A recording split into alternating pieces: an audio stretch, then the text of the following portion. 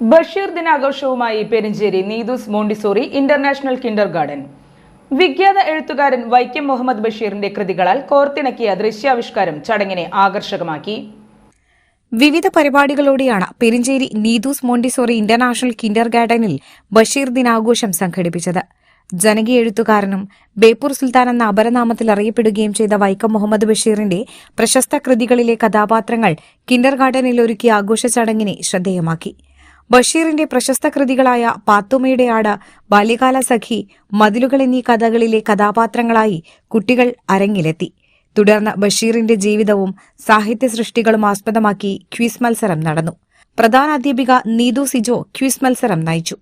ഏറെ ആവേശത്തോടെ വിദ്യാർത്ഥികൾ പങ്കെടുത്ത മത്സരത്തിൽ UKG വിദ്യാർത്ഥി സാത്മിക വിജയിച്ചു.